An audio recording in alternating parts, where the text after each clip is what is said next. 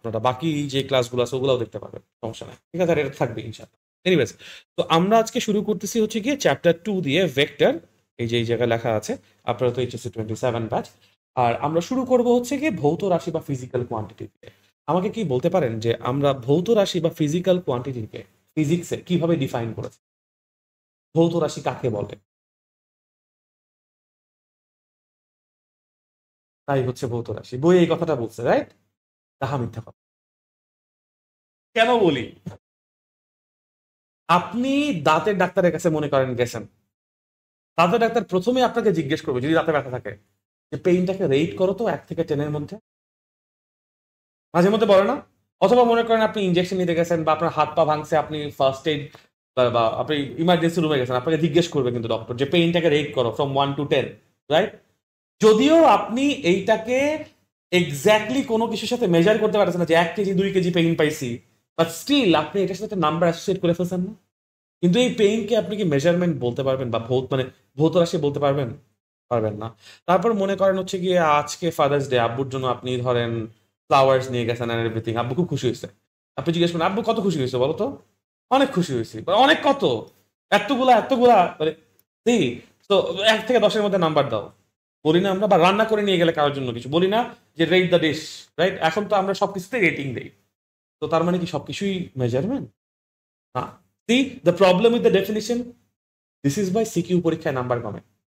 কারণ সবাই টিপিক্যালি একটা গদ বাঁধা সংজ্ঞা লিখে দিয়ে আসে, এবং টিচার যারা, তারা আমরা না পড়াইলেও উই নো যে কিরকম হওয়া উচিত। আমরা হয়তো সবসময় বলি না বিকজ নাম্বার কাটতে আমাদের ভালো লাগে, ইউ সি, তো বলি না, বাট উই নো কেমন হওয়া উচিত। সো সংজ্ঞা এমন হওয়া উচিত যেন সেইটা পুরো আইডিয়াটাকে ক্লিয়ার করে।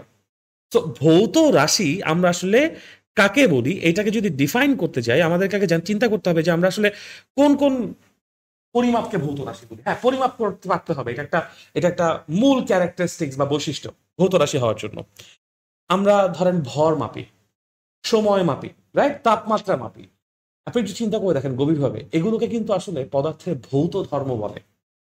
ক্লাস 6-7-এ পড়ে আসছিলেন, ভৌত ধর্ম কিছু আছে, রাসায়নিক ধর্ম কিছু আছে। ভৌত ধর্ম হচ্ছে যেগুলো আপনি ফিজিক্যালি দেখতে পারেন বা হ্যাঁ হ্যাঁ এক্স্যাক্টলি পরিবর্তন হয়। আর রাসায়নিক হচ্ছে রাসায়নিক পরিবর্তন, ওইগুলো রাসায়নিক ধর্ম, ডিফারেন্ট। তো যে সকল ভৌত ধর্ম আপনি পরিমাপ করেন, আপনি একটা পদার্থের সবকিছু পরিমাপ করেন না। একটা পদার্থের আয়তন কত মাপতেছেন, ও টেম্পারেচার কত মাপতেছেন, কিন্তু পদার্থ আপনার মাথায় বাড়ি মারলে কতটুকু ব্যথা আপনি পাইতেছেন, কতটুকু বল দিয়ে আপনার মাথায় বাড়ি মারছে ওইটা আপনার মাপতেছেন, আপনার মাথায় কত ইঞ্চের ক্ষত হয়েছে ওইটাও মাপতেছেন। ইটস আ ফিজিক্যাল প্রপার্টি বা ভৌত ধর্ম, কিন্তু ওই যে ব্যথার পরিমাপ মাপতেছেন না, তাই না? তো বা মেন্টাল ট্রমা কতটুকু হয়েছে ওইটাও মাপতেছি না। দিস ইজ ওয়াই যখন ভৌত রাশির সংজ্ঞা বলবো, প্রথম কথা বলবো যে পরিমাপযোগ্য ভৌত ধর্ম। আমি এই ইয়েগুলো দিয়ে দিব আপনাদেরকে, কি বলে, স্লাইডগুলো দিয়ে দিব, ঠিক আছে? তো যা স্লাইডে লেখা আছে এটা খুব একটা লেখা দরকার নাই, ইন বিটুইন যে লাইনগুলো আছে যেগুলো আমি সামনে বলবো বা বলতেছি ওগুলো লিখে নিতে পারে, ঠিক আছে? এনিওয়েজ, সো পরিমাপযোগ্য কি বললাম?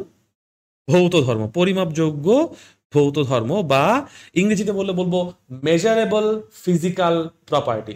ইংরেজি টার্মগুলো আমি বেশি করে শিখাই এই কারণে, কারণ এইচএসসি ইজ দ্য লাস্ট যেখানে আপনি বাংলা ভার্সনে পড়বেন, এরপর আপনাকে ইংলিশ ভার্সনে পড়তে হবে। ইনফ্যাক্ট যদি আইইউটিতে অ্যাডমিশন টেস্ট দিতে চান তখন আপনাকে ফুল ইংলিশে কোয়েশ্চেন ফেস করতে হবে অ্যাডমিশন টেস্টে, কোনো বাংলা কোয়েশ্চেন পেপার দেয় না। তো it's always helpful to learn. Anyways, তো পরিমাপযোগ্য ভৌত ধর্ম, বাট এইটুকু বলে শেষ করবো না, কারণ আপনি পরিমাপযোগ্য একটা ভৌত ধর্ম নিছেন। ভৌত রাশি হচ্ছে পরিমাপযোগ্য ভৌত ধর্ম, কিন্তু সেই পরিমাপটাকে আপনি এক্সপ্রেস কেমনে করেন, প্রকাশ কিভাবে করেন? সংখ্যা বা নাম্বার দিয়ে এবং নির্দিষ্ট একক বা নির্দিষ্ট একক পদ্ধতি, তাই না? তো আমরা কি এভাবে বলতে পারি যে পদার্থের পরিমাপযোগ্য ভৌত ধর্মকে যদি সংখ্যা এবং একক পদ্ধতির মাধ্যমে প্রকাশ করা হয় তখন তাকে আমরা ভৌত রাশি বলি। মাছ ক্লিয়ার না ডেফিনিশনটা? এবার এবার ধরেন আপনি ক্লাস 5-এর একটা বাচ্চাকে বললো, সেও বুঝবে যে আসলে কি বলা হচ্ছে, তাই না? আর যখন আপনি বলতেছেন যা কিছু পরিমাপযোগ্য তাই রাশি, do you see the difference? This is how আপনার সিকিউতে নাম্বার বাড়বে বা পরীক্ষায় নাম্বার পাবে। মাথায় রাখবেন ভাই, পরীক্ষায় লিখে নাম্বার পাওয়া it is a communication skill, এটা আপনার নলেজের স্কিল জীবনেও না। এরকম অনেক জ্ঞানীগুণী ব্যক্তি আছে যারা কমিউনিকেশন স্কিলে খারাপ, দ্যাটস ওয়াই তারা জীবনে পাত্তা পায় না। তো সিমিলারলি আপনি অনেক পড়ে গেছেন, সারা রাত পড়ে গেছেন, বাট আপনি কতটুকু পড়ছেন সেটা আপনি পরীক্ষার খাতায় দিয়ে আসতে পারেন নাই। আরো 10টা খাতা থেকে আপনার খাতাকে আপনি ইউনিক করতে পারেন নাই, নাম্বার ওইরকম আসবে না, রাইট? এবং আস্তে আস্তে ধরেন শিক্ষা ব্যবস্থা বলেন আমাদের দেশের, বা নাম্বারিং সিস্টেম বলেন, এটা স্ট্যান্ডার্ডাইজড হবে। আপনাদের সময় হবে বেশ স্ট্যান্ডার্ডাইজড ওয়েতে এই এসএসসি তে মার্কিং করার কথা। শিক্ষা উপদেষ্টা অলরেডি বলে দিছে গ্রেস মার্কিং করবে না আর, এবং শব্দটা এটা উচ্চারণ করছে, ক্ষয়রাতি নাম্বার আর দিবে না। অ্যাজ এ রেজাল্ট এ প্লাসের সংখ্যা এবার কমবে। ডোন্ট গেট ডিসহার্টেন অ্যাবাউট ইট, ঠিক আছে? যদি এ প্লাস আপনি ডিজার্ভ না করেন, না পাওয়াই ভালো। একদম প্লেন অ্যান্ড সিম্পল, ঠিক আছে? এটা আস্তে আস্তে বুঝবেন এখন না। এনিওয়েজ, সো আমরা ভৌত রাশিকে সংজ্ঞায়িত করছি কিভাবে? পরিমাপযোগ্য ভৌত ধর্মকে যখন আমরা কোন একটা সংখ্যা মান বা সংখ্যা এবং একটা নির্দিষ্ট একক পদ্ধতির মাধ্যমে প্রকাশ করছি, সেটাই হচ্ছে আমাদের ভৌত রাশি। শেষ, ডান। এখন প্রশ্ন হচ্ছে, ভৌত রাশি কয় প্রকার?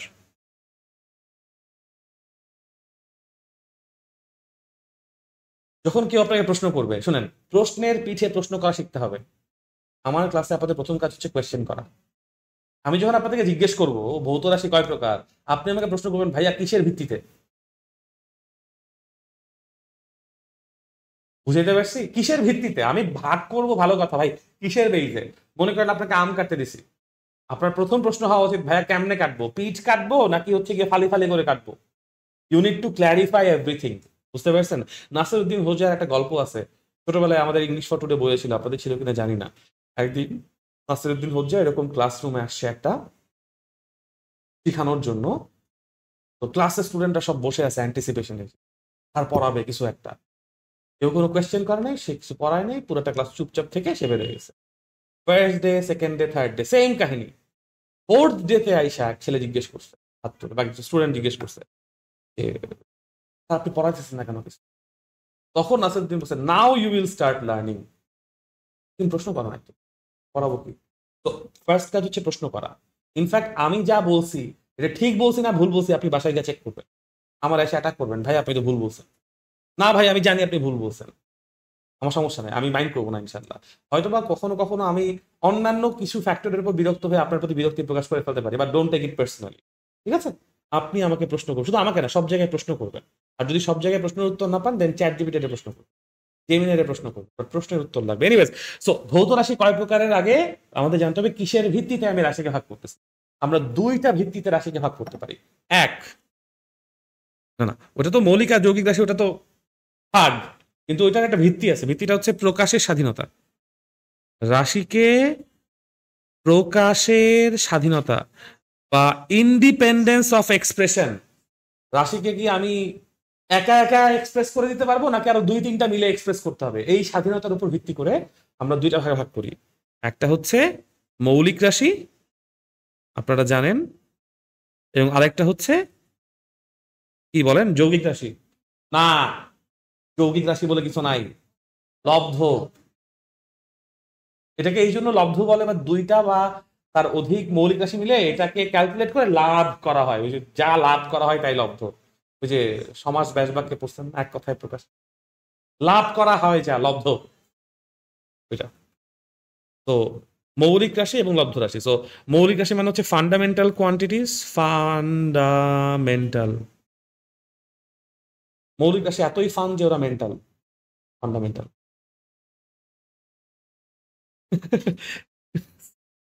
সরি, মানে ক্লেম জোকস মারি। তো মৌলিক রাশি কয়টা? 7টা। দুনিয়াতে নির্দিষ্ট সংখ্যক মৌলিক রাশি আছে। 7টা কি কি তো মনে আছে নিশ্চয়ই? দৈর্ঘ্য, ভর, সময়, তাপমাত্রা, এই 4টা আগে চলে আসবে। তারপর বিদ্যুৎ প্রবাহ, পদার্থের পরিমাণ, দীপন তীব্রতা। তো মৌলিক রাশি হচ্ছে 7টা। আর লব্ধ রাশি কয়টা? Thank you. এমসিকিউ কোয়েশ্চেন হতে পারে।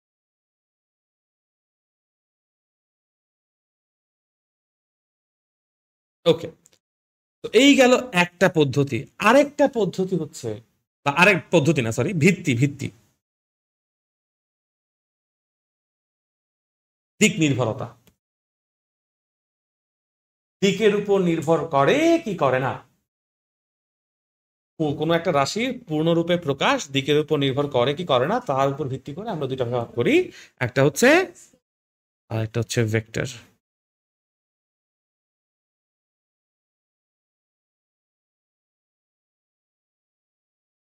বুঝতে পারছি? মেডিকেল অ্যাডমিশন টেস্টে একবার প্রশ্ন আসছিল, কিসের উপর ভিত্তি করে রাশিকে ভেক্টর এবং স্কেলারের উপর ভাগ করা হয়?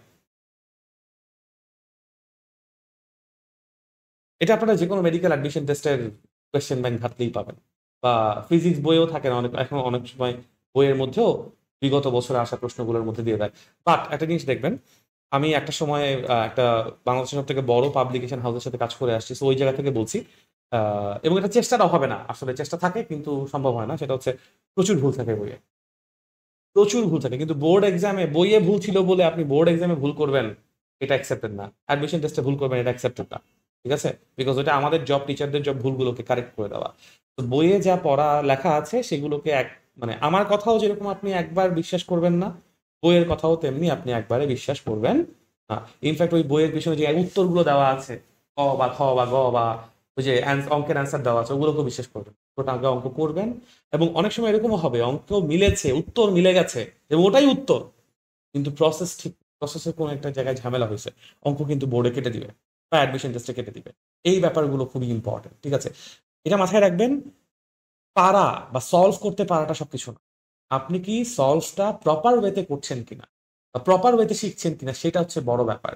এবং আমি আপনাকে কখনোই এই কথা দিব না যে আমার লেকচার থেকে হুবহু কমন পড়বে। যদি কখনো পড়ে, এটা লাক বাই চান্স, আর কিচ্ছু না। বাট আমি আপনাকে ওই সকল আর্মস দিয়ে দিব যেই আর্মস দিয়ে আপনি পরীক্ষায় একটা আনসিন কোয়েশ্চেন আসতেও জায়গায় সলভ করতে পারবেন। আমার এই জন্য ধরেন খুব সময় লাগে, আমি অনেক আস্তে আস্তে আগাই, মানে যথেষ্ট আস্তে আগাই সত্যি কথা বলতে, বাকি টিচারদের তুলনায়। দেখা যাবে যে আমরা ভেক্টরের অর্ধেক শেষ করছি, বাকি সব জায়গায় ভেক্টর চ্যাপ্টার শেষ করে ফেলছি। বাট এটার এই কারণ, বিকজ আমার বিশ্বাস যে আমি আমার বাচ্চাদেরকে একটা চ্যাপ্টার 10 বার পড়াবো না। মিনিং আমি আপনাকে ফার্স্ট ইয়ারের সময় এই যে ভেক্টর শেষ করতেছি এমন ভাবে শেষ করব যেন অ্যাডমিশন পর্যন্ত আপনার এখানে আসলে নতুন করে কোনো কিছু জানা না লাগে। কারণ যদি আমি এরকম করি, এরকম করলে আমার সুবিধা, ওই যে বারবার ব্যবসা করতে পারবো। বাট করবো না এই কারণে, কজ আমি আপনাকে এই আজকের তারিখে ভেক্টর একভাবে পড়ালাম, ফার্স্ট ইয়ার ফাইনালের আগে দিয়ে আরেকভাবে পড়ালাম, আরো নতুন নতুন জিনিস দিলাম, সেকেন্ড ইয়ারে গিয়ে টেস্টের আগে আবার পড়ালাম, তারপর ওই যে মডেল টেস্টের জন্য আবার রিভিশন করালাম, এবং অ্যাডমিশনের সময় গিয়ে আরো নতুন নতুন জিনিস করালাম। মোট 4-5 বার হয়ে গেল না একটা চ্যাপ্টার? তাহলে আপনার মনে কোনো জীবনেও কনফিডেন্স হবে না যে আপনি এই চ্যাপ্টার ভালো মতো পারেন। শেষ পর্যন্ত মনে হবে প্রত্যেকবারই তো নতুন কিছু পড়ছি, আল্লাহ জানি কি মিস করছি এবার। বুঝতে পারছি? সো দিস ইজ ওয়াই আমি আপনাদেরকে রিকোয়েস্ট করবো, আপনারা নিজেরাও যখন পড়বেন, আপনাদের পক্ষে যতটুকু সম্ভব, 100% পসিবল হবে না, কারোর জন্য 50, কারোর জন্য 70, কারোর জন্য 80% পসিবল হবে। আপনাদের পক্ষে যতটুকু পসিবল ডিটেল আউট করে পড়বেন, এটা আপনাদের জন্য। ঠিক আছে? এনিওয়েজ আসেন। সো আমরা হচ্ছে কি দিক নির্ভরতার উপর ভিত্তি করে রাশিকে দুটো ভাগে ভাগ করছি, ভেক্টর এবং স্কেলার। তো তাহলে ভেক্টর রাশি কাকে বললাম? যার মান এবং দিক আছে তাকেই আমরা ভেক্টর রাশি বলি, তাই না? আচ্ছা, আমাকে একটা কথা বলেন তো ভাইয়া, আপনারা কি চাপ এই রাশিটার সাথে পরিচিত? চাপ কাকে বলে?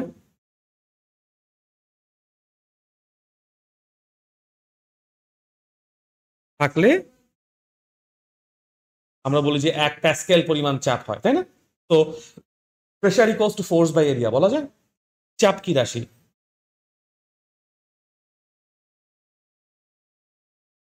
দিক আছে না? চাপ স্কেলার রাশি। রিজন আমি এই কথাটা টপিকটা ব্রিং আউট করলাম বিকজ আমাদের ভেক্টরের সংজ্ঞায় একটা ঝামেলা আছে, ভুল আছে, ভুল বলবো না, ঝামেলা আছে। কারণ এটাকে ভুল বললে অনেকে রাগ করবে। সব বইয়ে একটা সংজ্ঞাই লেখা আছে, যার মান অধিক আছে তাকে ভেক্টর রাশি বলে। আচ্ছা, আরেকটা রাশি কথা বলি। চাপ, তাও ধরেন বিদ্যুৎ প্রবাহ সবাই পড়ছি, কোথেকে কোথায় যায়? মানে হাই ভোল্টেজ থেকে লো ভোল্টেজ বা পজিটিভ থেকে নেগেটিভ দিকে যায়, রাইট? তো বিদ্যুৎ প্রবাহের মান আছে, দিক আছে না? বিদ্যুৎ প্রবাহ কি রাশি? তো মান আর দিক আছে না? তাহলে কি রাশি হওয়া উচিত? কিন্তু কি বলতেছি, বিকজ 7টা মৌলিক রাশির মধ্যে সবাই কি স্কেলার, আর বিদ্যুৎ প্রবাহ মৌলিক রাশি। ওকে, নেক্সট আরেকটা রাশির কথা বলি। আপনারা হায়ার ম্যাথে পড়েছেন চ্যাপ্টার 13-এ ত্রিকোণমিতিক কোণ, রেডিয়ান, মনে আছে? রেডিয়ান যখন কোনো একটা কোণ এরকম ঘড়ির কাঁটার বিপরীত দিকে হয়, আপনি সেটাকে ধনাত্মক কোণ বলেন, আর ঘড়ির কাঁটার দিকে গেলে এটাকে কি বলেন? তো আপনার এই ত্রিকোণমিতিক কোণ এটাও কি দিক মেনে চলছে না?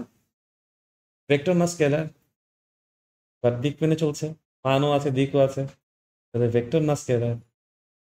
ওয়াই? এটাও তো সরলরৈখিক দিক। বাট গুড গুড ওয়ান, মানে চিন্তা করছেন, you are on the right track, যে দিকের কোনো একটা মিনিং এ ঝামেলা আছে যেটা আমরা এখন we are not quite getting.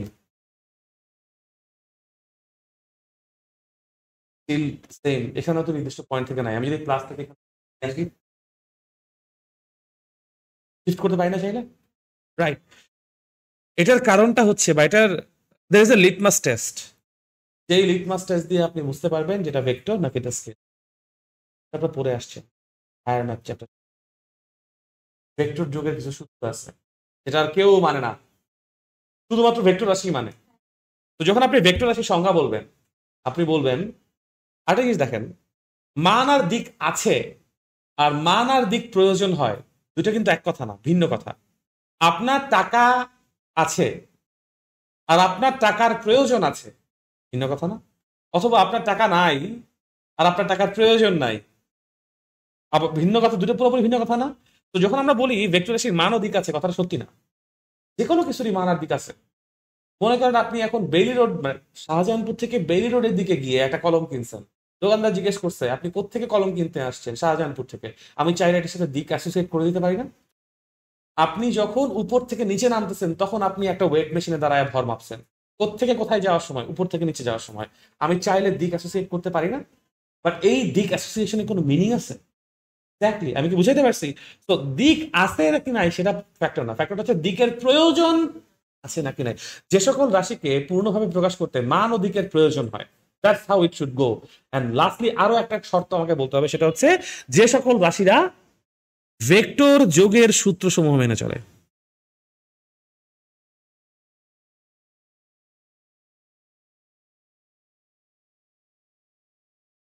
তাদেরকেই ভেক্টর রাশি বলে। এই তিনটা শর্তই আমরা বলবো। একটা হচ্ছে মান ও দিক আছে না, কি বলবো, মান ও দিক প্রয়োজন, আর বলবো যারা ভেক্টর যোগের সূত্রসমূহ মেনে চলে তাদেরকেই ভেক্টর রাশি বলে। বুঝাইতে পারছি? কোনো কনফিউশন আছে? Very good.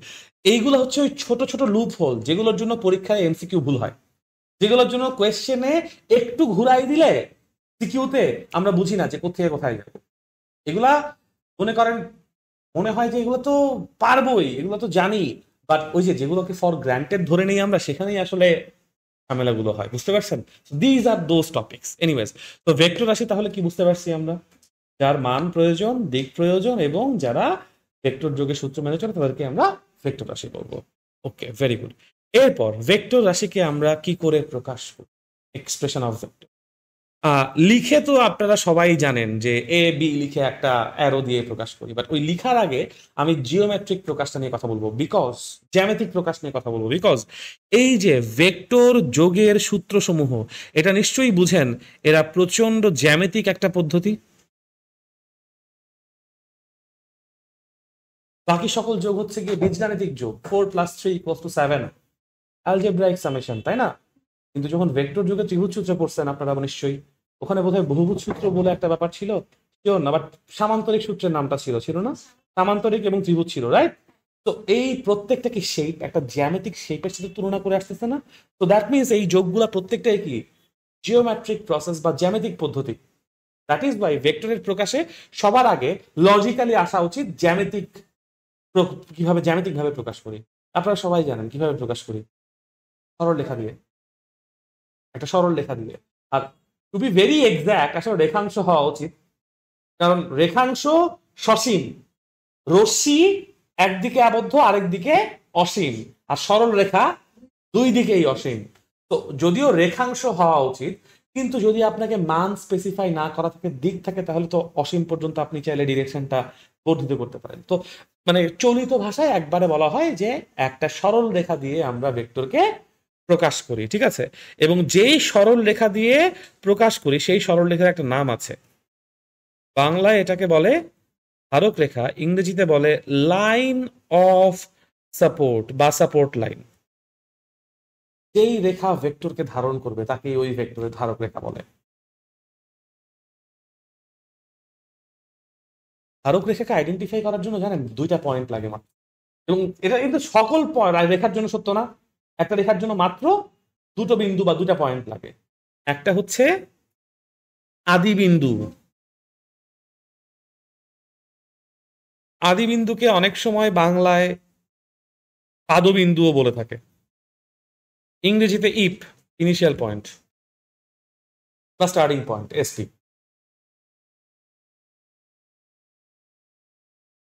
আদি বিন্দু বা পাদবিন্দু।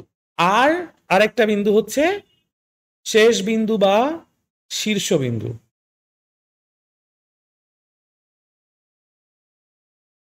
ইংরেজিতে আপনি ফাইনাল পয়েন্ট বলতে পারেন, টার্মিনেটিং পয়েন্ট বলতে পারেন, অনেক রকম টার্মিনোলজি আসতে পারে এখানে। এবং এই যে ভেক্টর রাশি তার যে মান, সেই মানটা হবে আদি বিন্দু এবং শেষ বিন্দুর মধ্যবর্তী লম্ব দূরত্ব। সবসময় লম্ব দূরত্ব। মান মানেই হচ্ছে কি লম্ব দূরত্ব, মান মানেই লম্ব দূরত্ব। কার কার মধ্যে লম্ব দূরত্ব এটা স্পেসিফাই করলাম না, বুঝতে পারবেন তো, আদি বিন্দু আর শেষ বিন্দুর মধ্যবর্তী লম্ব দূরত্ব। আর দিক, দিক কোন দিকে হবে বলেন তো? আবাস, ভেরি অবভিয়াস। কিন্তু এই অবভিয়াস জিনিসপত্রগুলোই বুঝছেন যখন মাথা থেকে চলে যায় তখনই আসলে পরীক্ষায় ঝামেলা হয়। রিয়েল লাইফের কথাও চিন্তা করে দেখেন, যতবার আপনি বাস খাইছেন লাইফে, বিকজ অবভিয়াস কিছু একটা জিনিস আপনি মিস আউট করছেন, চোখের সামনে থাইকাও আপনি দেখেন নাই, or you chose to ignore it. এটা আমাদের মানুষের স্বভাব, আমরা রেড ফ্ল্যাগ ইগনোর করতে চাই সব সময়।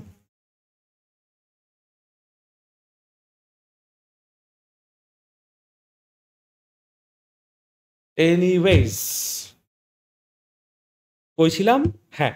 তো এখন যদি আমরা বলি এই আদি বিন্দুর নাম মনে করেন বললাম এ, শেষ বিন্দুর নাম মনে করেন বললাম বি, আর এই ভেক্টরের নামটা মনে করেন পি। তো দ্যাট মিনস পি ভেক্টরকে আমি প্রকাশ করছি কি হিসেবে? এ থেকে বি হিসেবে। তো আমি বলতে পারি এ বি হচ্ছে পি ভেক্টরের ধারক রেখা। ইটস দ্যাট সিম্পল, বলা যায়। ধারক রেখা তো আগের পেজেই বুঝাই ফেলছি, সো আমার এই স্লাইডটা আসলে দরকার নাই এখানে। বাট আমি খুবই আবেগী হয়ে ভাবছিলাম যে ধারক রেখার জন্য আমার কিছু একটা লাগবে, আই ডোন্ট নো। এনিওয়েজ, সমস্যা নাই, এটা থাকুক, লাগলে পরে ইউজ করবো। ওকে ফাইন, এবার স্কেলার রাশি। স্কেলার রাশি কাকে বলবো? সাবাস। আমার মনে হয় আপনি বলতে গেছিলেন যা শুধু মান আছে, তারপর মাঝপথে গিয়ে মানের প্রয়োজন বলছেন। ঠিক বলছি? ইটস ওকে, অভ্যাস, মানুষ অভ্যাসের দাস। আর জড়তা পড়ছেন না? জড়তা, ইনার্শিয়া। তো মান প্রয়োজন, যা শুধু, যাকে পূর্ণরূপে প্রকাশ করার জন্য মান প্রয়োজন, দিকের প্রয়োজন নেই, তাদেরকে আমরা স্কেলার রাশি বলবো। বেশ।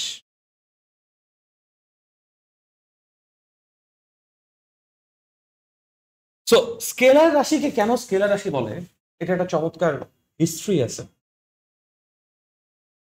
How did you know? Exactly, এইটাই সো অবভিয়াস, সামনে আছে, it's always been there, you know. মানে ঘটনা হচ্ছে কি, এবং তাকে, এবং কেন দিকের প্রয়োজন নাই, এটার ব্যাখ্যাটা হচ্ছে সবকিছুই ধরেন একটা ভেক্টর, রাইট? সবকিছুকে আপনি চাইলে ভেক্টর হিসেবে চিন্তা করতে পারেন। ইলাস্ট্রেটর নিয়ে কাজ করছেন? ইলাস্ট্রেটরে okay, so you know the vector term. ইলাস্ট্রেটরে ভেক্টর ইউজ করি আমরা, রাইট? বা ইলাস্ট্রেটর দিয়ে আসলে ভেক্টর বানাই। Anyways, so an Illustrator is all about points. তাই না? এক পয়েন্ট থেকে আরেক পয়েন্টে আমি কিভাবে কার্ভ নিব, না কি করবো না করবো, কোথায় স্টার্ট করবে, কোথায় এন্ড করবে, right? That's why it's a vector. Anyways, so let's say আপনি মনে করেন আপনার কাছে একটা পি ভেক্টর আছে। কেউ এসে বললো যে ভাইয়া আমার এই পি ভেক্টরের ডাবল একটা ভেক্টর লাগবে। আপনি তখন কি করবেন? লাইন প্যারালাল রেখে জাস্ট এক্সটেন্ড করে দিবেন, তাই না? যদি কেউ এসে বলে না ভাই আমার 1/3 লাগবে, তাহলে আপনি লাইন প্যারালাল রাখবেন, ডিরেকশন সেম রাখবেন, জাস্ট একটু ছোট করে নিয়ে আসবেন, তাই না? কেউ এসে বললো ভাইয়া আমার হচ্ছে গিয়ে 3 গুণ লাগবে বাট অপোজিট দিকে, তো আপনি কি করবেন? স্টিল লাইন প্যারালাল রাখবেন, ডিরেকশন চেঞ্জ করে দিবেন এবং সামনে -3 অ্যাড করে দেবেন, রাইট? সো পি আপনার common ground. P K common ground রেখে আপনার এই -3, আপনার এই 2, আপনার এই 1/3, এই নাম্বারগুলো ইটসেলফ আপনার ভেক্টরকে আইদার স্কেল ডাউন করছে অথবা স্কেল আপ করছে অথবা অপোজিট ডিরেকশনে স্কেল করছে বা অপোজিট স্কেলিং করছে, রাইট? তো যা দিয়ে আপনি একটা ভেক্টরকে স্কেল আপ স্কেল ডাউন করতেছেন, ওই তো স্কেলার। দ্যাটস ওয়াই শুধু ম্যাগনিটিউড দরকার, ডিরেকশন নাই, দরকার নাই, বিকজ ইট ইজ অ্যাজিউমড যে ও কোন একটা ভেক্টরের আগে কোএফিসিয়েন্ট হিসেবে বৈশা ওরে বাড়াইছে কমাইছে, দ্যাটস ওয়াই ও স্কেলার। বুঝছেন? ওকে, দ্যাটস ওয়াই স্কেলারের মান প্রয়োজন, দিকের প্রয়োজন নাই। আর এই মাথায় রাখবেন, যা সংজ্ঞা আপনি পড়তেছেন প্রত্যেকটার পেছনে একটা রিজন আছে, একটা লজিক আছে। যদি আপনি লজিকটা জানেন, আপনার জীবনে সংজ্ঞা মুখস্থ করতে হবে না। অ্যান্ড মুখস্থ করাটা not such a bad thing. যেমন এটাকে কি বলে, বুঝছেন না মুখস্থ করছেন, হাউ? যদি আমি এটারে পেন্সিল বলতাম, বিকজ এটা এটা অ্যাপেল নাম দিছে pencil, see it's not a pen, it's a pencil. যা নাম দিছি তাই। গরুকে গরু হিসেবে ছিলেন বিকজ ছোটবেলা থেকে ওটা গরুই ডাকতে দেখছেন। যদি কেউ ওটারে বিড়াল ডাকতো, তো বুঝছেন না মুখস্থ করছেন। ইটস জাস্ট আপনি প্যাটার্ন বুঝতে পারছেন, আপনি প্যাটার্ন রিকগনাইজ করছেন। তো বোঝা আর মুখস্থ করা দুইটার মধ্যে একটা ফাইন লাইন আছে। ওই ফাইন লাইনটার নাম হচ্ছে প্যাটার্ন রিকগনিশন। আপনি প্যাটার্ন ধরতে পারেন অথবা পারেন না। যদি আপনি পারেন, তাহলে আপনি যেটা মুখস্থ করছেন ওটা আপনার আত্মস্থ হয়ে গেছে, আপনি বুঝছেন ওইটা, ওইটা আপনি যে কোনো জায়গায় রেপ্লিকেট করতে পারবেন, বা সেম প্যাটার্ন দেখলে আপনি আইডেন্টিফাই করতে পারবেন। আর যেটার প্যাটার্ন আপনি রিকগনাইজ করেন নাই এখনো, ওইটা আপনার মুখস্থ যদি করে যান, আসলে খুব একটা কাজে দিবে না, কারণ প্যাটার্নটা ধরতে পারেন নাই। আপনার একদম হুবহু পয়েন্ট টু পয়েন্ট ওই রকমই সামনে আসা লাগবে পারার জন্য, যেটা সবসময় হবে না। So it is always better to recognize the patterns, and the only way you can recognize patterns is by asking questions and finding out the logic behind anything. ঠিক আছে? তো এন্ড লজিক ফাইন্ড আউট করা এখন খুব একটা কষ্টের কিছু না, বিকজ ChatGPT আছে। আমি ChatGPT খুব বড় ফ্যান, এত ফ্যান যে আমি মাসে মাসে 2,500 টাকা দিই। এনিওয়েজ, সো চাপ, বিদ্যুৎ প্রবাহ এবং ত্রিকোণমিতিক কোণ, এরা আসলে কি রাশি? স্কেলার রাশি। এগুলো নিয়ে তো কথা বলেই আসছি, তো এটা নিয়ে আর নতুন করে কথা বললাম না। এবার হচ্ছে স্কেলার রাশি এবং ভেক্টর রাশির মধ্যে পার্থক্য। আচ্ছা, বাই দ্য ওয়ে, এখানে আমি একটা কথা অ্যাড করি। যখন আপনারা কোনো সংজ্ঞা লিখবেন, এটা যে কোনো সংজ্ঞা হোক, ফিজিক্সের পার্সপেক্টিভ থেকে অ্যাটলিস্ট সেই সংজ্ঞায় 5টা জিনিস রাখবেন, 5টা পয়েন্ট বা 5টা টাইপ অফ ইনফরমেশন রাখবেন। ইয়েস, এক হচ্ছে গিয়ে একটা কোয়ালিটেটিভ ইনফরমেশন থাকবে, যেমন ভৌত রাশি কি, পরিমাপযোগ্য ভৌত ধর্ম, it's a qualitative information. Number 2, একটা কোয়ান্টিটেটিভ ইনফরমেশন রাখবেন, বিকজ আপনি ফিজিক্সে পড়তেছেন, ফিজিক্স নিয়ে কাজ করতেছেন, মোর লাইকলি যে আপনি ওখানে কোয়ান্টিফাই করতে হবে, তাহলে কোয়ান্টিফাইবল ইকুয়েশন লাগবে। যেমন বল, বলের সংজ্ঞা কি, বল কাকে বলে, ওটা হচ্ছে গিয়ে আপনি কোয়ান্টিটেটিভ সংজ্ঞা বলতেছেন, হুইচ ইজ ফাইন। যা কোনো নির্দিষ্ট ভরের বস্তুর উপর প্রয়োগ করার ফলে বস্তু ত্বরণ হয়, হুইচ ইজ ফাইন, এটা কোয়ান্টিটেটিভ সংজ্ঞা। কোয়ালিটেটিভ সংজ্ঞা হচ্ছে নিউটনের ফার্স্ট লতে ছিল, যা প্রয়োগ করলে বস্তুর জড়তা পরিবর্তন হয় বা হইতে চায়, দ্যাটস আ কোয়ালিটেটিভ লাইন। বুঝতে পারছি? ওকে। নাম্বার 3, ইফ অ্যাপ্লিকেবল, যদি অ্যাপ্লিকেবল হয় তাইলে সব জায়গায় অ্যাপ্লিকেবল হবে না। ইকুয়েশনটা দেখান, ভি এর জন্য v equals to s/t, f এর জন্য f equals to ma and so on, ইকুয়েশনটা দেখান। এরপরে নাম্বার 4 হচ্ছে ইউনিট অ্যান্ড ডিমেনশন, এটাও ইফ অ্যাপ্লিকেবল। যেমন ভৌত রাশির জন্য কোনো ইকুয়েশন নাই, কোনো ইউনিট অ্যান্ড ডিমেনশন নাই, তো আপনি এই দুইটা স্কিপ করতে পারেন, বাট বলের জন্য এই দুইটা আছে, দিলে ভালো। অ্যান্ড ফাইনালি একটা এক্সাম্পল।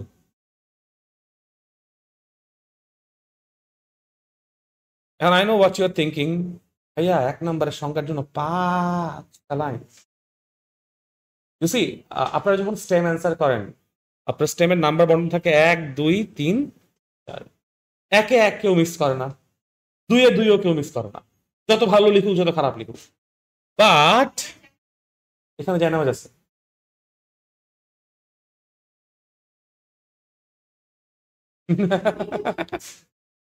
ইনশাল্লাহ দোয়া করেন যেন পুরো কোচিং এরকম হয়ে যায় এই বছরের মধ্যে।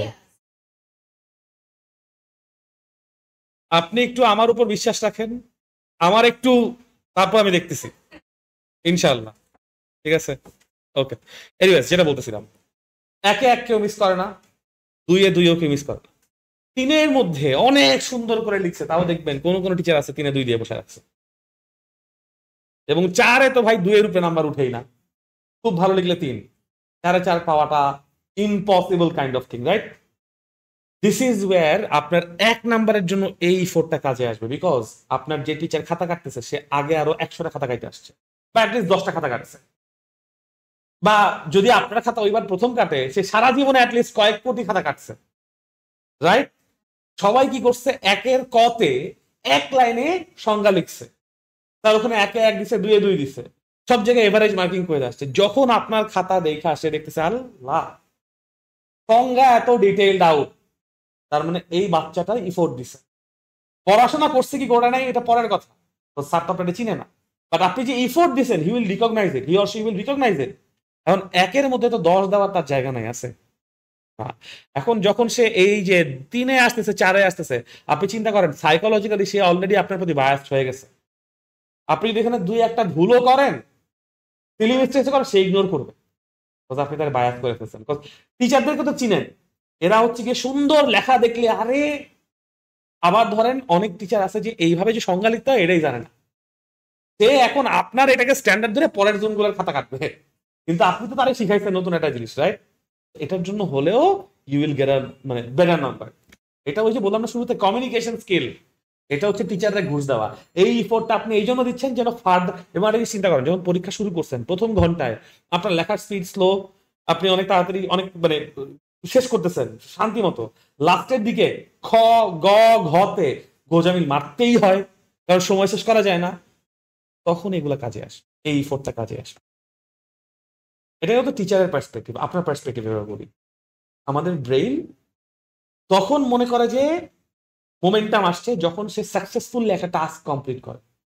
আপনি যখন সাকসেসফুলি এত ডিটেইল আউট করে লিখবেন, আপনার ব্রেন অটোমেটিক্যালি একটা রিওয়ার্ড নিজেকে নিজে একটু ডোপামিন নিঃসরণ করে দিবে, একটু ভালো লাগবে। এখন পরীক্ষার হলে একদিনের বসায় 5 লাইন লিখে আপনি জীবনে শেষ করতে পারবেন না, উইচ ইজ ওয়াই ওই যে শুরুতে বলছে কনসিস্টেন্সি। আপনি তো পরীক্ষার হলে গিয়ে লিখবেন, বাসায়ও লিখার প্র্যাকটিস থাকা উচিত। আপনি এসএসসি পরীক্ষা দিচ্ছেন যেই টাইমে, আজকে থেকে 2 বছর পর এইচএসসি পরীক্ষা কি একই টাইমে দিবেন না? সকাল 10টা থেকে দুপুর 1টা পর্যন্ত, বা 9টা থেকে 12টা পর্যন্ত, রাইট? আপনার আগামী 2 বছরের ট্রেনিং এর একটা বড় পার্ট হবে প্রতিদিন সকাল 9টা থেকে দুপুর 1টা পর্যন্ত আপনার ব্রেইন যেন ম্যাক্সিমাম এফিসিয়েন্সিতে চলে সেটা ট্রেন করা। তাইলে গিয়ে 2 বছর পর আপনার ব্রেইনকে বুঝাইতে হবে না যে তোমার এখন পরীক্ষা, বা অ্যাডমিশন টেস্টের দিন আপনার বুঝাইতে হবে না যে এখন তোমার পরীক্ষা, সিরিয়াস হও। বাকিরা এটা করবে না, কেউই এটা ইনফ্যাক্ট করবে না। দিস ইজ ওয়্যার আপনারা ওই ডিফারেন্সটা ক্রিয়েট করতে পারবেন, বুঝতে পারছেন? এই কাজটা করলেন। সো কি করবেন, আপনার যদি পরীক্ষা লিখতে হবে না, যত কিছুই হোক সকাল 9টা থেকে 1টার মধ্যে আপনি লিখার ট্রাই করবেন। লাগবে দেখা দেখা লিখেন না, সমস্যা নাই, আপনার হাতে লেখা স্পিড বাড়ো।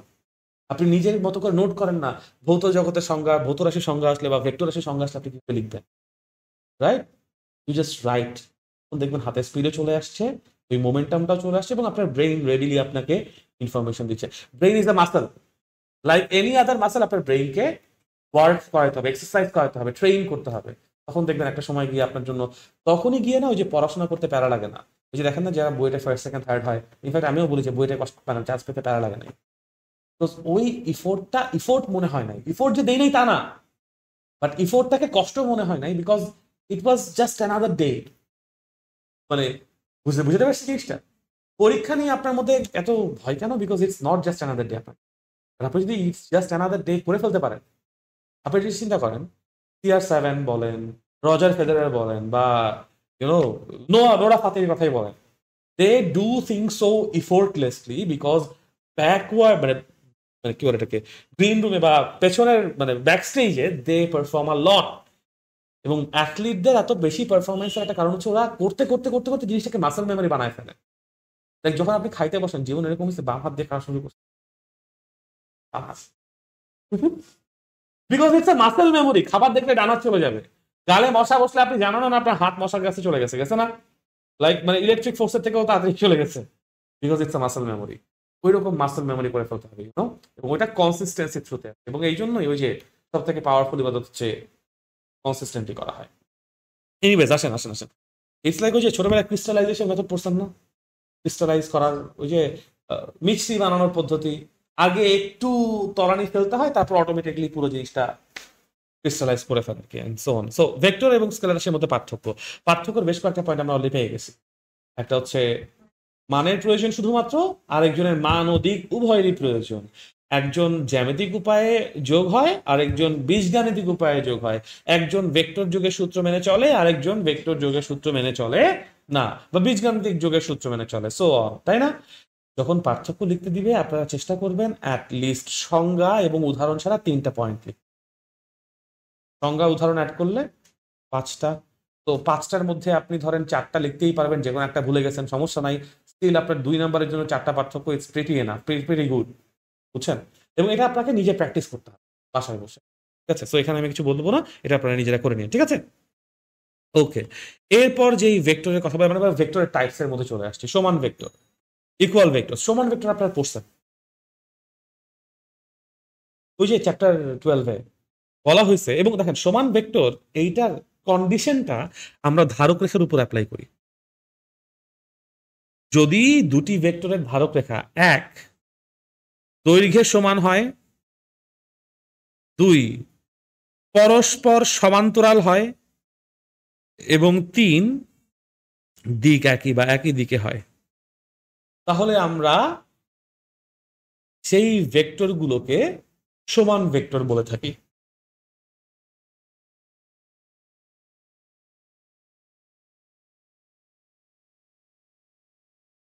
সো যদি ধরি যে এই হচ্ছে গিয়ে একটা পি ভেক্টর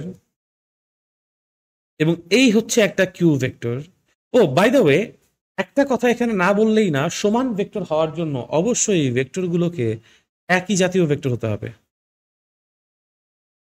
কারণ আপনি গরু ইকুয়ালস টু মুরগি বলবেন না, আনলেস এটা খাবার হোটেলের সাইনবোর্ড, মানে গরু মুরগি সাইজ হ্যাক। বাট এনিওয়েজ, তো একই জাতীয় রাশি না হলে আপনি কখনোই, ওই যে মাত্রা সমীকরণে পড়েছেন না, বোথ সাইড সমান না হলে সমীকরণ বলা যায় না। তাহলে আমি সমান ভেক্টরে কি বলতে চাই এখানে? আমি বলতে চাই vector P equals to vector Q. Obviously দুইটা একই রাশি হতে হবে, বেগ সমান ত্বরণ হবে না, বেগ ইকুয়ালস টু বেগ, ত্বরণ ইকুয়ালস টু ত্বরণ, এবং বল ইকুয়ালস টু বল, এগুলো বলতে হবে। সমান ভেক্টর কাকে বলে? পোলা পাইনি এই 3টা জিনিস লিখবে, উপরের কথাটা লিখবে না। দ্যাট ইজ ওয়্যার আপনি হচ্ছে, এবং আপনি যে লিখবেন স্যারের চোখে, মানে ওটা লাগলে একটু বড় করে লিখবে। তা দেখেন আমি এগুলো জানি ভাই, স্যারকে জানাইতে হবে যে আপনি জানেন, ঠিক আছে? এবং স্যারকেই জানায়েন, বাকিদেরকে জানাইলে আপনারা পাগল বলবে, বেশি জানো, নার্ড আসছে। নার্ড হওয়া খুব ভালো জিনিস, ঠিক আছে?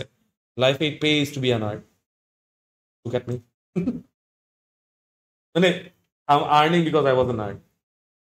তো এবং যারা যারা এখন পড়ায়, মাসরুরের কথা বলেন, চিন্ময়ের কথা বলেন, অপারের কথা বলেন, to some extent they were nerds, and very good nerds আর কি এরা, ঠিক আছে? আমি নিজে দেখছি আর কি। Masrur was my colleague, Apurba was my colleague, তারপর জিমি ভাই, এরাও আমার কলিগ ছিল, সবাই আমরা উদ্ভাসে ছিলাম একসময়, অনেক লম্বা টাইম। শিক্ষতে আছে জিমি ভাই এখন, জিমি ভাই শিক্ষক, আর শুভ, শরীফুল ইসলাম শুভ, ওরা শিক্ষতে ক্লাস নেয়। বাট এনিওয়েজ, তো এরা সবাই নার্ড ছিল, অ্যান্ড নার্ডস রুল। ইলন মাস্ক দেখেন, world's richest nerd. Bill Gates, another rich nerd. Warren Buffett, another rich nerd. যত নার্ড আছে সবাই rich. Jeff Bezos, another rich nerd. Well, Donald ট্রাম্পকে কি বলবো জানি না, নার্ড না, বাট ও রিচও না অতটা আসলে, is just powerful, not that rich. Anyways, so P is equal to Q, এটা হচ্ছে গিয়ে আমার সমান ভেক্টর, ঠিক আছে? একটা মজার জিনিস দেখেন, সমীকরণ তো রাইট, তো আমি left hand side right hand side transfer করতে পারি না? ট্রান্সফার করলে ডান পাশে কি আসবে?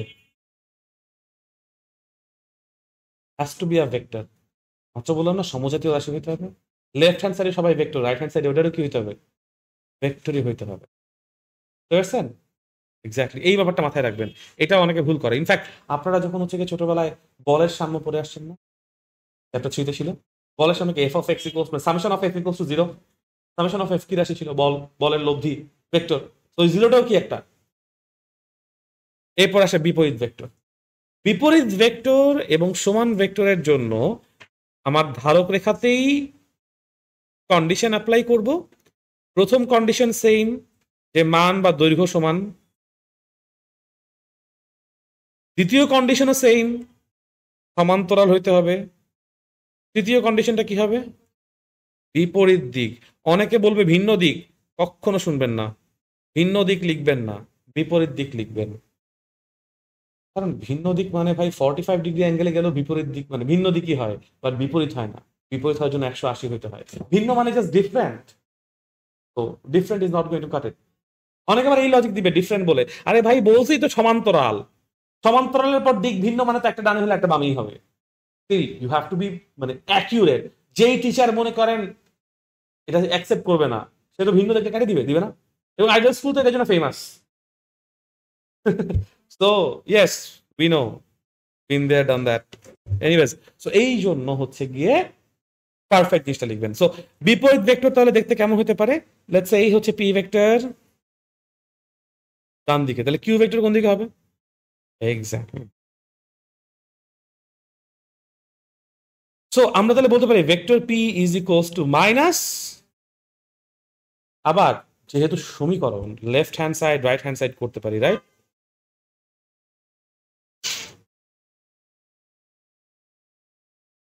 ঠিক আছে, দুটি সমান ভেক্টরের বিয়োগফল শূন্য ভেক্টর, দুটি বিপরীত ভেক্টরের যোগফল শূন্য ভেক্টর। এগুলো এমসিকিউ হিসেবে আসবে, মানে আসতে পারে আর কি, বলতে আসতে পারে হঠাৎ করে ল্যাং মেরে ফেলে দেওয়ার জন্য। দুইটা সমান ভেক্টরের যোগফল মানে কি? ইউনো, অনেক সময় এরকম বাংলা কথা দেখলে কিন্তু হয় না, একটা বাড়ি খায় ব্রেন, একটা শক খায়। ইটস লাইক গরম পানিতে গোসল করার পর হঠাৎ করে কেউ ঠান্ডা পানি ছেড়ে দিছে, তো ব্রেন ফ্রিজ হয়ে যায় হঠাৎ করে। ওই জিনিসগুলোকে অ্যাভয়েড করার জন্য আমি একটু কিছু অ্যামিনেশন দিয়ে দিচ্ছি। এই যে এবার আমরা হচ্ছে শূন্য ভেক্টরের কথা বলবো। মানে দ্য রিজন সমান আর বিপরীত ভেক্টরের কথা বলি আমি, বিকজ এটা আসলে শূন্য ভেক্টরের কনটেক্সটটা সেট করে। আর কনটেক্সট ছাড়া আমরা মিনই বুঝি না আজকাল, পড়াশোনা কি বুঝবো? এটাই সমস্যা, পড়তে বসলে কনটেক্সট ছাড়া পড়তেছে সবাই। চিন্তা করে দেখেন, আপনি যেগুলো যেগুলো পারেন ভালো মতো বিকজ আপনি কনটেক্সট জানেন, আর যেখানে যেখানে আপনার উইকনেস বিকজ আপনি কনটেক্সট মিক্স করছেন। কনটেক্সট জানেন, কনটেক্সট কি হচ্ছে ব্যাকগ্রাউন্ডের logic, that's it. Anyways, so শূন্য ভেক্টর বা নাল ভেক্টর যার মান শূন্য, যে ভেক্টরের মান শূন্য এবং যে ভেক্টরের দিক না, একই বিন্দুতে বলা যায় যার দিক সুনির্দিষ্ট নয়। আরো একটা সংজ্ঞা দেওয়া যায়, সেটা হচ্ছে যে ভেক্টরের আদি ও শেষ বিন্দু একই। এক্সাম্পল চিন্তা করেন, দূর দিক কেন সুনির্দিষ্ট না এটা একটু পরে বলতেছি, আগে এক্সাম্পলটা বুঝাই। মনে করেন আপনি এ বিন্দু থেকে জার্নি শুরু করছেন, এ থেকে ফার্স্টে বি তে গেছেন, এরপর আপনি আবার একই লাইন ফলো করে বি থেকে এ তে চলে আসছেন, রাইট? তাহলে আপনার আদি বিন্দু কোথায়, শেষ বিন্দু কোথায়? আপনার তাহলে স্মরণ কতটুকু হয়েছে? That is the zero vector. বুঝতে পারছেন? এখন কেন দিক সুনির্দিষ্ট নয়? বিকজ আপনি যে এ বিন্দুতে আসছেন এবং আমি বলতেছি জিরো, স্মরণ জিরো হয়েছে, তার মানে অবশ্যই আপনি নড়াচড়া করছেন। কারণ যদি আপনি নড়াচড়া নাই করতেন আমি স্মরণ নিয়ে প্রশ্নই করতাম না, তাই না? নড়াচড়া করছেন বলেই আপনার এই ভৌত ধর্ম আসছে, আমি তাই জিজ্ঞেস করছি। এখন আপনাকে যদি আমি এই কনটেক্সট না দেই, আপনি আগে এ থেকে বিতে গেছেন নাকি আপনি সি থেকে এতে আসছেন, মানে তাছাড়া কি আপনি বলতে পারবেন যে ডিরেকশনটা আসলে কোথায়? আপনার যে শূন্য হয়েছে, যেমন আমি যখন বলতেছি আপনি আগে এ থেকে বিতে গেছেন তারপর বি থেকে এতে আসছেন, আপনি এখন বলতে পারেন যে হ্যাঁ রাইট নাও আপনার স্মরণ ভেক্টর শূন্য, বাট আপনার মুভমেন্টের ডিরেকশনটা ছিল কোন দিকে? লেফটওয়ার্ড, বাম দিকে, রাইট? এরকম হইতে পারতো না যে আপনি এ থেকে সি পর্যন্ত গিয়ে সি থেকে এতে আসছেন? কনটেক্সট দেওয়া ছাড়া আপনি কি বলতে পারেন ওই শূন্য ভেক্টর হওয়ার মুহূর্তে আপনার দিক কোন দিকে? দিস ইজ বাই বলা হয় সুনির্দিষ্ট দিক নাই। অনেকে আবার বলে ফেলে অতি আবেগে দিকই নাই। ওই সুনির্দিষ্ট, ওই যে আমরা সবকিছু শর্ট ফর্মে বলে অভ্যস্ত, সুনির্দিষ্ট বাদ দিয়ে দিক নাই। বাট ওই যে যেটা বললাম যে আপনার দিক নাই আর সুনির্দিষ্ট দিক নাই, দুটো এক কথা না, right? There is a difference. তো কথাটা হচ্ছে যার সুনির্দিষ্ট দিক নয় কেন লিখছি ভাই? নাই, যে ভেক্টরে সুনির্দিষ্ট দিক নাই। বুঝতে পারছি? তাদেরকে শূন্য ভেক্টর বলবো। ওকে, নাইস। এমসিকিউ কর্নার, বোর্ডে আসছিল, এটা কুমিল্লা বোর্ড 2024 সালের প্রশ্ন। কোন ভেক্টরের পাদবিন্দু নির্দিষ্ট করা থাকলে, ফিক্সড ইনিশিয়াল পয়েন্ট, তাকে কি বলে? আরেকবার চিন্তা করে দেখেন, কোন ভেক্টরের পাদবিন্দু, এই পদাবিন্দু কেন লিখছি, শিট। ওকে, সো পাদবিন্দু হবে, আই হ্যাভ ডিসলেক্সিয়া অ্যাপারেন্টলি। পাদবিন্দু নির্দিষ্ট করা থাকলে, কেন? কারণ পাদবিন্দু নির্দিষ্ট, আমি কিন্তু এখানে শীর্ষবিন্দু বা শেষ বিন্দু নিয়ে কোনো ইনফরমেশনই দেই নাই। তো সমরেখ ভেক্টর হবে না, কারণ সমরেখ হইলে মানে নাম শুনে বুঝতেছি একই রেখা বরাবর হইতে হবে। স্বাধীন ভেক্টর হবে না, কারণ স্বাধীন মানে যে কোনো জায়গায় থাকতে পারে, ও বলেই দিছে পাদবিন্দু কি নির্দিষ্ট করা। নাল ভেক্টর হবে না, কারণ আমার এখানে আদি বিন্দু নিয়ে ইনফরমেশন আছে, শেষ বিন্দু নিয়ে ইনফরমেশন নাই। তাহলে একটাই বাকি থাকলো, বুঝতে পারছি? This is called method of elimination বা ডিফারেন্সিয়াল মেথডও বলে। তো সঠিক উত্তর সীমাবদ্ধ ভেক্টর, বিশাল একটা ব্যাখ্যা আছে, এটা আপনাকে আমি স্লাইড দিয়ে দিব না, তারপর পড়ে নিয়েন। সো মানে আমি চেষ্টা করি ব্যাখ্যার মধ্যে হচ্ছে গিয়ে অ্যাকচুয়াল কোয়েশ্চেনের ব্যাখ্যা কোনটা আর ভুল উত্তরের বিশ্লেষণ যেন আপনার মনে থাকে যে আসলে কেন বাকিগুলো ভুল উত্তর। So that you have all, মানে আমি তাহলে একটা এমসিকিউ দিয়ে আমি তোমাকে 4টা এমসিকিউ শিখে ফেলতে পারি। আমি আসলে ধর একটু লেজি মানুষ, ওই হার্ড ওয়ার্ক করবো ঠিক আছে, কিন্তু একটু স্মার্টলি করবো যেন কম হার্ড ওয়ার্ক করতে হয়। এটা আচ্ছা, এনিওয়েজ এমসিকিউ কর্নার অ্যাডমিশন, এটা ডেন্টাল অ্যাডমিশন টেস্টে আসছে। নিচের কোন ভেক্টরের আদি বিন্দু এবং শেষ বিন্দু একই? এই তো সাবাস, নাল ভেক্টর। সি সো দেখছ আমার কোশ্চেন থেকে অলরেডি দুটো কমন পড়ে গেছে, একটা কমন পড়ে গেছে, সরি। তো সঠিক উত্তর আছে, ব্যাখ্যা আছে, এমসি ওই যে ভুল বিশ্লেষণ আছে, সব হাবলা ব্লা। এরপর হচ্ছে গিয়ে ভেক্টর যোগের সূত্রসমূহ। দ্য রিজন আমরা এটাকে সূত্রসমূহ বলি বিকজ একটা সূত্র দিয়ে কভার করা যায় নাই, অ্যাটলিস্ট 3টা আছে, না 4টা আছে আমাদের, আমরা চারটা এরকম সূত্র করবো ভেক্টর যোগের। তো প্রথম যে সূত্র, এটাকে সূত্র হিসেবে চিন্তা করো না, মনে করো একটা রিয়েল লাইফ ঘটনা। মনে করো যে আজকে বিকালবেলা যে কাজটা করছো, তোমরা বাসা থেকে বেরোইছো, এ বিন্দুতে দাঁড়াইছো, মনে করো এ থেকে বি পর্যন্ত সোজা একটা রোড গেছে, বিতে আইসা দেখলা বি থেকে সি পর্যন্ত আরেকটা রোড গেছে, এবং সি বিন্দুতে তোমার কোচিং আছে, তো তুমি ফলো করলা। এরপর আমাকে আইসা তোমার প্যারেন্টস জিজ্ঞেস করলো যে আমার বাচ্চা কি আসছে, আমি বললাম হ্যাঁ আসছে। তো আন্টি কি ইনফরমেশন পাইছে? বাসা থেকে এ থেকে তুমি সিতে আসছো, that's all the information she got, right? So এইটা একটা ঘটনার রেজাল্ট বা ফলাফল, রাইট? যে এ থেকে সিতে আসছো। আন্টি যখন ফলো আপ কোয়েশ্চেন করবে, আমাকে না তোমাকে, যে তুমি কেমনে গেছো বাবা কোচিং এ, তখন তুমি বলবা যে মা আমি আসলে এ থেকে আগে বিতে গেছি, তারপর আমি বি থেকে সিতে আসছি, অ্যাজ এ রেজাল্ট আমি এ থেকে সিতে পৌঁছে গেছি, রাইট? একদম রিয়েল লাইফ এক্সপিরিয়েন্স, এটাই ঘটছে, আর কিছু হয় নাই, তাই না? পুরা জিনিসটাকে তুমি যে একটা শেপের সাহায্য নিয়ে বর্ণনা করলা, শেপটা দেখতে কেমন? দ্যাট ইজ ওয়াই এই সূত্রের নাম হচ্ছে ত্রিভুজ সূত্র। ঠিক আছে? ত্রিভুজ সূত্রে আমরা কি করছি? আমরা দুইটা ভেক্টর দেওয়া ছিল, একটা হচ্ছে পি একটা কিউ, এবং এই দুইটা ভেক্টর অবশ্যই কি একই জাতীয়, একই জাতীয় ছাড়া আমরা যোগ করতে পারবো না। দুটো একই জাতীয় ভেক্টর পাইছি, এদেরকে আমরা কি করছি? একটা ত্রিভুজের মধ্যে বসাইছি। ত্রিভুজের যে কোনো দুইটা বাহুতে বসাইছি? হ্যাঁ, দুইটা সন্নিহিত বাহুতে বসাইছি। তো একই জাতীয় দুইটা ভেক্টর নিছি, এদেরকে আমরা ত্রিভুজের সন্নিহিত বাহু বরাবর বসাইছি। কিন্তু কিভাবে বসাইছি? সন্নিহিত বাহু বরাবর মান প্রকাশ করছি, সন্নিহিত বাহু বরাবর দিকও প্রকাশ করছি, এবং সন্নিহিত বাহু বরাবর ক্রমও প্রকাশ করছি। Because it's like a game level up. তুমি যদি আগে এবি রাস্তা না হাঁটো, তুমি জীবনেও বিসি রাস্তা পাবা না। পাবা? Do you see the point? So this is what we mean by chromo, যে আগে তুমি পি ভেক্টর অতিক্রম করছো, তারপর তুমি কিউ ভেক্টরটাকে পাইছো। ক্রোমো আছে এখানে একটা, এবং তুমি নামগুলো দেখো, আমি বলছি এ বি বি সি, একটু খেয়াল করে দেখো, এটা একটা সাইক্লিক অর্ডার না? এ বি বি সি, এটা কি কাউন্টার ক্লকওয়াইজ গেছে না? Very good. এর ফলে তুমি কি পাইছো? নতুন একটা ভেক্টর পাইছো। ওই নতুন ভেক্টরের নামটা আমরা কি জানি বলি? এসি, বাট এদেরকে ডাকা হয় জেনারেলি লব্ধি নামে, ইংরেজিতে বলো রেজাল্টেন্ট।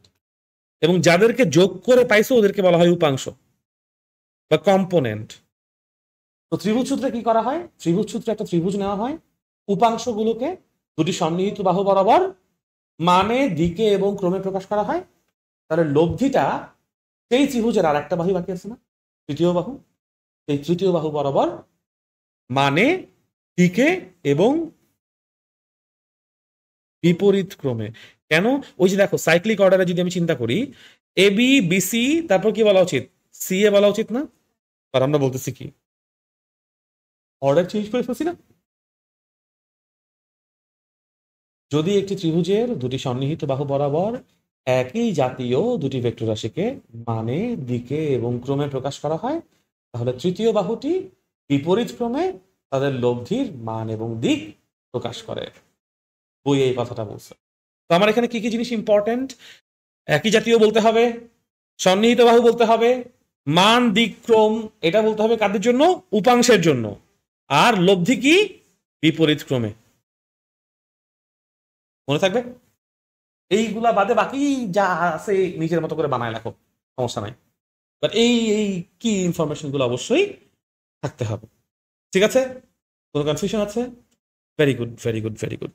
ভেক্টর যোগের সূত্রসমূহ। আচ্ছা, আরেকটা স্লাইড দরকার হলো না। ও এনিওয়েজ, সো ম্যাথ কর্নার, একটা ম্যাথ করাই চলো। একজন ভদ্রলোক 5 মিটার উত্তর দিকে এবং 8 মিটার পূর্ব দিকে গতিশীল হলো। ম্যাথ করার প্রথম নিয়ম হচ্ছে, ভাই যাই বলছে ফর্মুলা খুঁজবো না, আগে চিত্র আঁকবো। অ্যাটলিস্ট ফিজিক্স ফার্স্ট পেপারে, ঠিক আছে? এবং অ্যাটলিস্ট চ্যাপ্টার 5 পর্যন্ত। চ্যাপ্টার 2 তে ভেক্টর, 3 এ গতিবিদ্যা, 4 এ নিউটনীয় বলবিদ্যা, আর 5 এ কাজ শক্তি ক্ষমতা। এই পর্যন্ত অ্যাটলিস্ট কি করব? আগে চিত্র আঁকবো। তো আমার কাছে বলা হয়েছে একজন ভদ্রলোক উত্তর দিকে, তো ইস্ট, ওয়েস্ট, নর্থ। নর্থ হচ্ছে উপরের দিকে ধরলাম, ঠিক আছে? প্রথমে সে 5 মিটার কোন দিকে গেছে? নর্থ বা উত্তর দিকে গেছে। তারপর সে কি করেছে? 8 মিটার ইস্টে গেছে। এই যে 8 মিটার ইস্টে গেছে, ঠিক আছে? গেল। আর কম্পাস আঁকা সাধারণ নিয়ম হচ্ছে উপরের দিকে দিবা নর্থ, ডান দিকে দিবা ইস্ট, নিচের দিকে যাবে সাউথ, বাম দিকে যাবে ওয়েস্ট। এটা হচ্ছে গিয়ে ট্র্যাডিশন বলতে পারো, কনভেনশন বলতে পারো, এইভাবেই আমরা সাধারণত আঁকি। যে প্রথম চতুর্ভাগ, ফার্স্ট কোয়াড্রেন্ট, ওটা হচ্ছে north east. Second quadrant north West, third quadrant south West, fourth quadrant south east. বুঝতে পারছো? First, second, third, fourth. এটা হচ্ছে গিয়ে প্রসেস। এনিওয়েজ, সো তুমি শুরু করছো কি এই এ বিন্দু থেকে না? শেষ করছো কি এই বি বিন্দুতে না? ধরে নিচ্ছি। এই হচ্ছে তোমার জন্য কি? লব্ধি, রেজাল্টেন্ট। এখন আসি পরে কি বলছে। সব শেষে লোকটির স্মরণ কোন দিকে হলো? আমাকে অ্যাঙ্গেল অফ দ্য ডিসপ্লেসমেন্ট বা ডিরেকশন অফ দ্য ডিসপ্লেসমেন্ট চাইছে, তাই না? তো কোন দিকে হলো এটার জন্য তোমাকে কি করতে হবে? থিটা বের করতে হবে। সমকোণী ত্রিভুজ এখানে দেখতে পাচ্ছ। আমি এই অতিভুজ, ধরো এই কোণটাকেই বললাম থিটা। যদি এটাকে থিটা বলি, তাহলে আমি যদি বাহুর নাম দিই, এটাকে এ বি সি বলি, থিটা যেটা বলছি সেই অনুযায়ী কি এ বি ভূমি হয়ে গেছে না? আর এসি কি লম্ব না? বিসি কি লম্ব না? তাহলে আমি যদি বলি ট্যান থিটা ইকুয়ালস টু কি? লম্ব বাই ভূমি। সো বিসি বাই এবি বা 8/5। থিটা ইকুয়ালস টু কি বলবো? Tan inverse 8/5। ক্যালকুলেশন করে যেটা আসবে সেটা। ডিরেকশনটা কোন দিক থেকে কোন দিকে? নর্থ থেকে ইস্ট। দেখো আমি যে অ্যাঙ্গেলটা করছি এটা এইভাবে করছি না? নর্থ থেকে ইস্টের দিকে না? নর্থের সাথে অ্যাঙ্গেল করে ইস্টের দিকে না? তো আমি বলবো এত নর্থ ইস্ট। নর্থ ইস্ট বা উত্তর পূর্ব, মানে এরকম দেখবা অনেক জায়গায় এরকম দুইটা দুইটা দিকের নাম বলা থাকবে সামনে। দুইটা দুইটা নাম বলা মানে প্রথম জোনের সাথে কোণ করে দ্বিতীয় জোনের দিকে, উত্তরের সাথে কোণ করে পূর্ব দিকে গেছি। সাধারণত আমরা কোনটা উত্তর বা দক্ষিণের সাথে করি, কেন জানো? কারণ কম্পাসে উত্তর দক্ষিণটাই ডিরেক্টেড থাকে। কম্পাসে যে কাটা শুধু নর্থে ডিরেক্টেড থাকে। তো নর্থের অপোজিটটা কি? সাউথ। হয় নর্থের সাথে অ্যাঙ্গেল করে আমরা কোন বলি, নাহলে সাউথের সাথে, মানে দিক বলার ক্ষেত্রে। বুঝতে পারছি? কোনো কনফিউশন আছে? Very good. এরপরে কি বলছে? লোকটির স্মরণ এবং দূরত্বের মাঝে পার্থক্য কত? লোকটার স্মরণ কত এটা যদি আগে বলি। স্মরণ হচ্ছে কি √8² প্লাস 5², তাই না? 8² মানে কত? 64 না? √89, ঠিক আছে?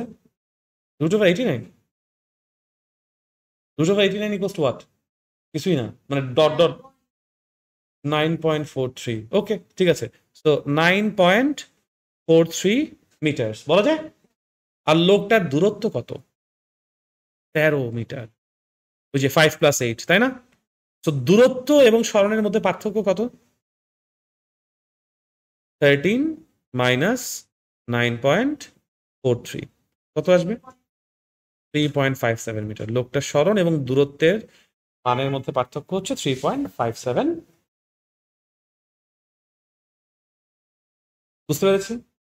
কোনো কনফিউশন আছে? কোনো প্রশ্ন আছে? সিম্পল অঙ্ক না? এগুলোই অ্যাডমিশন টেস্টে আসবে। হ্যাঁ, এবং এগুলোই পোলাপাইন ভুল করবে, কারণ ওই যে কনসিস্টেন্সি নাই, প্র্যাকটিস নাই, কনটেক্সট নাই।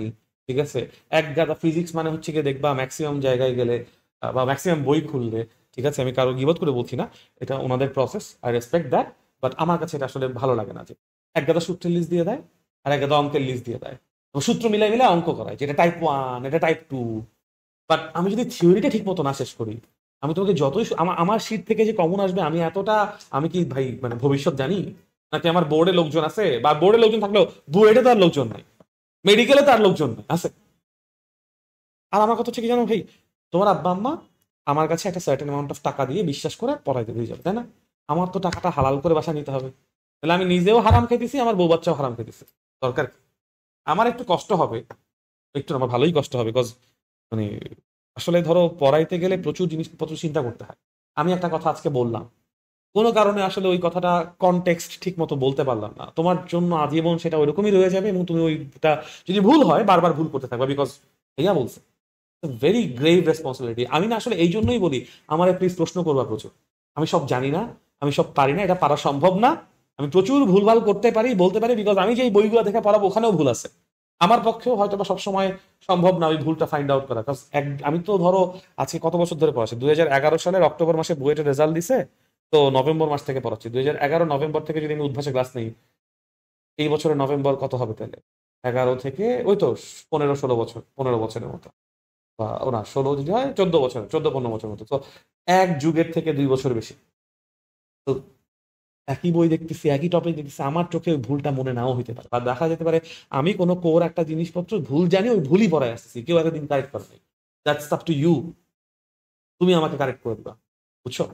তো এই জন্য আমাকে প্রচুর প্রশ্ন করবা, তুমি প্রশ্ন করলে আমার তখন চিন্তা আসবে, আচ্ছা ও তো প্রশ্ন করছে, ও তো উত্তর দিতে হবে, গোজামিল দিলে তো হবে না, কারণ আমি আর গোজামিল দিলে তুমি তো বুঝবা, তো আমার মানিজ্যতের ব্যাপার, আমার তো খারাপ লাগবে, you know. So please ask me a lot of question. Anyways, আজকে এই পর্যন্তই রাখি, অর্ণবের ক্লাসের অলমোস্ট সময় হয়ে গেছে।